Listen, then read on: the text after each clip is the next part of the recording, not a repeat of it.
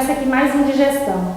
Hoje nós vamos conversar com Ricardo Marques, ele que é administrador, especialista em saúde coletiva e mestrando em meio ambiente e atualmente, além de professor, exerce o mandato de vice-prefeito em Vitória da Conquista, Bahia. Ricardo, boa noite, obrigada pela sua presença no Digestão e hoje nós queremos bater um papo com você sobre algo muito importante para todos nós, que é a gestão pública, né? E para iniciar esse papo, eu gostaria que você dissesse para nós, né, em que consiste, se é que é possível tratar de forma breve desse assunto, em que consiste a gestão pública e se nós podemos falar em modelos. Perfeito, Eliane. Obrigado pelo convite, agradecer a todo mundo que está assistindo aí. E falar de gestão pública realmente é um assunto bastante denso, bastante complexo, mas a gente pode dizer um pouco da função do público, né? E dessa questão de, aos poucos, a população brasileira está descobrindo a importância do setor público. A gente tem uma democracia breve, né? Nós tivemos tentativas de democracia, mas ela só vem se consolidando recentemente, dos anos 80, metade dos anos 80 para cá. E no Brasil a gente sempre tratou o público meio como aquilo que não é de ninguém, e pelo contrário, o público é aquilo que é de todos nós, e que todos temos a mesma responsabilidade em gerir. E principalmente quem está na responsabilidade de administrar esse patrimônio que é da sociedade, né? Os gregos eles tratavam a questão da cidade, por exemplo, do cidadão, que tem tudo a ver com a discussão do público, como aquela pessoa que está inserida dentro da sociedade. Aquele que não estava inserido não era cidadão. Um dos papéis do setor público é transformar todas as pessoas em cidadãos, com deveres e direitos, né? Cobrando os deveres do cidadão, mas também fazendo com que ele tenha os seus direitos garantidos.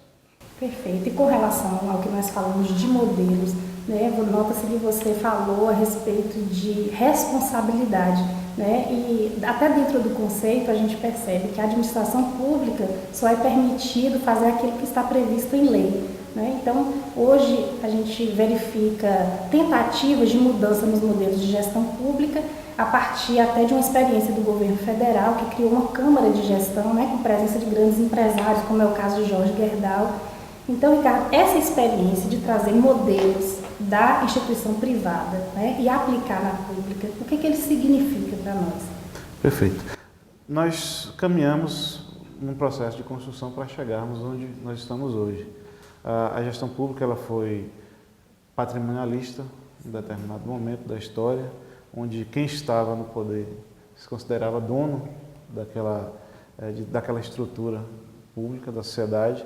Nós avançamos com o modelo burocrático, onde o gestor público ele só se preocupava mesmo no cumprimento das normas, e hoje estamos num chamado modelo gerencial, caminhando para uma transição mesmo, para que cada vez mais construamos um modelo democrático de participação da sociedade.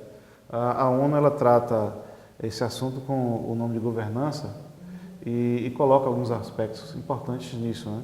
Participação da sociedade, transparência, prestação de contas, a questão da equidade e da inclusão dentro das políticas públicas e uma série de outros conceitos que vão construindo junto com a sociedade a uma administração pública mais preocupada em buscar novos modelos que incluam a sociedade, né? O poder de decisão não só do gestor público, mas que o poder de decisão parta da sociedade e que o gestor público ele observe os desejos, os anseios da sociedade e que transforme isso em políticas públicas que melhorem a qualidade de vida das pessoas. Perfeito. Então, assim, essa perspectiva de buscar novos modelos não estaria no parâmetro de choque de gestão, mas de tentar consolidar uma autonomia, uma obtenção de um novo padrão, um modelo que é essencial e normal. E aí eu queria que você explicasse para nós, por exemplo, o que está acontecendo com o Hospital Exaú Matos hoje, a chegada da fundação, se está dentro, né, desse mesmo conceito. Perfeito. O Exaú Matos eu conheço por dentro, eu fui administrador do Exaú em 2001 e já defendia naquele momento que aquela estrutura, todo aquele equipamento público, ele tivesse autonomia em relação ao município. Por quê? Porque é uma estrutura muito complexa, importante no processo da necessidade da agilidade, da gestão, de uma série de questões que só seriam possíveis se construíssemos, desde aquele momento, um modelo de fundação. Hoje o Exaú, resumindo a história, é um setor da prefeitura. Sim. Como setor da prefeitura, a necessidade de compra, de contratação, passa dentro de toda a estrutura do município. Por exemplo, se faltar um medicamento na UTI, esse medicamento tem que ser comprado no setor de compra da prefeitura e entrar na mesma fila que entra a compra de pneus, a compra de material de escritório. Então, assim, não tem uma possibilidade, por conta de elementos como a lei de responsabilidade fiscal, de passar na frente, por necessidade mesmo da população, determinados tipos de compra. Como o prefeito Guilherme observou essa dificuldade que nós tínhamos para avançar na administração do Exaú Matos, houve essa discussão e se chegou a esse modelo, né, transformar o Exaú numa fundação pública, porque essa história de privatização não existe, né? Nem se o prefeito quisesse, ele poderia vender esse patrimônio para um privado, não existe, isso a lei não permite, né? A busca dessa autonomia, em hipótese alguma, definitivamente, para que fique claro para todos, Exatamente. não significa uma privatização. O Exaú, ele passa da administração direta para a indireta. Ele passa a ser uma instituição pública da população, mas com autonomia para gerir o seu dia a dia, os seus próprios processos. Isso com toda a fiscalização, tanto do município quanto dos órgãos que já existem, que fiscalizam normalmente qualquer tipo de instituição pública. Perfeito, Ricardo. E assim, falando em fiscalização e participação, você fala recentemente num artigo publicado no blog do Fábio Sena da questão da participação popular. Né? A gente tem movimentos sociais hoje em Vitória da Conquista, a criação de conselhos participativos, de conselheiros, o orçamento participativo. Então, essas trocas de experiências, essas contestações, essa busca da população, como você acabou de dizer, ela é importante, né? E ela acaba trazendo para a gente alguns indicadores de saber o que a população está cobrando, onde é efetivamente que tem que se atuar. Né? Então, a participação pública, efetivamente, qual é a importância dela, no sentido da fundação hoje e no sentido amplo da gestão também? Perfeito. Eu acho que tem muito administrador, estudante de administração assistindo o seu programa. Com certeza. E o que a gente aprende na faculdade? Nós aprendemos as ferramentas. No setor público, as ferramentas não são suficientes, porque tem processos de decisão e decisões que afetam a vida das pessoas. Né? É diferente de uma empresa privada que a decisão, certa ou errada, vai afetar uma empresa que tem um capital de um privado, né, de uma pessoa. Uma decisão errada no setor público é uma decisão que vai afetar toda a sociedade. Né? O desenvolvimento de uma cidade depende disso, por exemplo. E não tem outra forma de gerir o setor público senão as decisões serem tomadas em conjunto com a sociedade. E os instrumentos de participação popular que foram criados, né, você já citou alguns como o orçamento participativo, os conselhos, todos... Tem até o prêmio Sérgio Arouca, que foi lançado no edital para a participação popular mesmo, através de envio de projetos. Perfeito. Nós temos as conferências, inclusive Conquista sediou essa semana passada a Conferência Estadual de Cultura. Todos esses instrumentos servem para que a população possa decidir quais são as prioridades da própria sociedade em relação à gestão pública.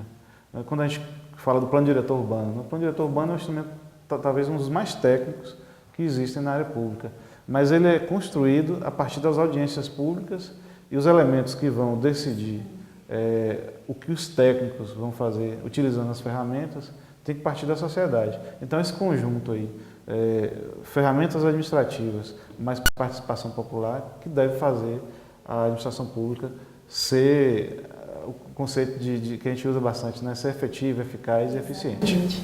E dentro desses conceitos, né, que a gente usa muito, a gente fala muito de estratégia. Né? Perfeito. E é uma palavra que está muito mais presente na gestão pública atualmente. E falando de estratégia, necessariamente a gente fala de visão, né? Visão de futuro. Né? E é claro que traçar um planejamento estratégico para o município não é tão simples quanto para uma empresa privada. Mas a gente pode fazer essa correlação de modo que tudo que nós falamos aqui está relacionado à governança, né? E isso significa definir estratégias de longo prazo para se definir as prioridades, né? E metas no curto prazo. Então, assim, no governo participativo hoje, a gente pode dizer que Conquista tem um projeto abrangente de gestão municipal, visto que a gente está prestes a ser reconhecido como metrópole, né? Como região metropolitana, e dentro desse contexto, se os aspectos sociopolíticos e econômicos de conquista desse governo durante todo esse tempo, sim, tem influência sobre isso. Tem, com certeza, tem muita influência. O IBGE, no último levantamento de 2010, consolidou Conquista como cidade de serviços.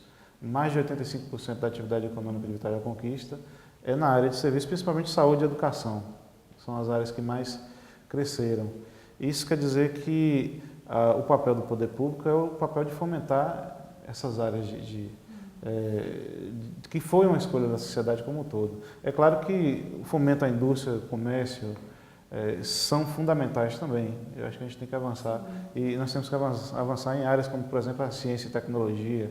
E o prefeito tem visto isso e tem observado como a gente pode construir uma cidade que está avançando na educação, principalmente na educação superior, e transformar isso em tecnologia que possa gerar novos empreendimentos para o município.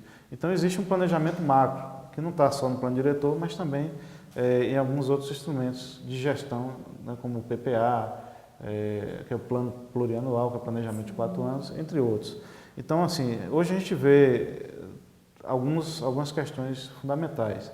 Por exemplo, a água. A água de Conquista, ela vem de Barra do Choça e tem um limite. Num município que tem 320 mil habitantes, com projeção de dobrar até essa população nos próximos 10 anos, então nós precisamos de um planejamento da questão da água. Hoje, a barragem do Rio Pardo é o caminho que talvez seja o mais viável, e alguns projetos já estão sendo consolidados, né? Inclusive, recursos do governo federal vai ser investido para a elaboração do projeto definitivo da barragem do Rio Pardo. O aeroporto, né? É claro que toda a sociedade sabe disso, que a construção do aeroporto vai fazer com que a cidade resolva uma série de gargalos logísticos em relação ao seu desenvolvimento. Mas aí existem outras questões fundamentais aí, como o shopping popular, né? O investimento não só na indústria e no comércio, mas também na economia solidária, e a área de serviços, que é fundamental e que a gente tem que avançar cada vez mais. Principalmente as áreas que eu citei, né? Que saúde e educação, que sempre estão crescendo e sempre estão tendo novidade. A novidade mais recente é o convênio que vai ser assinado com a Biocem de Cuba, que vai, juntamente com o governo estadual, o governo federal e a Prefeitura de Conquista, viabilizar a finalização, né, da nossa indústria farmacêutica, inclusive produzindo medicamentos que vão servir para o Brasil inteiro, né? Alguns tipos de medicamentos que vão sair de Vitória da Conquista e vão ser distribuídos para todo o país. Então, são projetos macros, existem outros, mas que têm esse foco principal, né, de consolidar a Conquista como polo regional, como região metropolitana. O projeto da região metropolitana, ele tem uma característica interessante, que é construir, viabilizar algumas questões fundamentais das relações entre o município de Conquista e os municípios vizinhos, principalmente na área de transporte, telefonia, áreas estratégicas também de crescimento. Hoje a gente percebe que tem muita gente que mora em Anagé, mora em Barra do Choça, trabalha em Conquista ou vice-versa, outros municípios, estuda aqui, moram lá. Então, com a consolidação da região metropolitana, a gente vai poder planejar a cidade não só como um elemento isolado, mas como uma metrópole regional e que tem relações diárias com outros municípios. Perfeito, Ricardo. Eu acho que sua entrevista foi muito esclarecedora e o Digestão agradece. Ok, então, muito obrigada pela sua atenção e até a próxima edição do Digestão.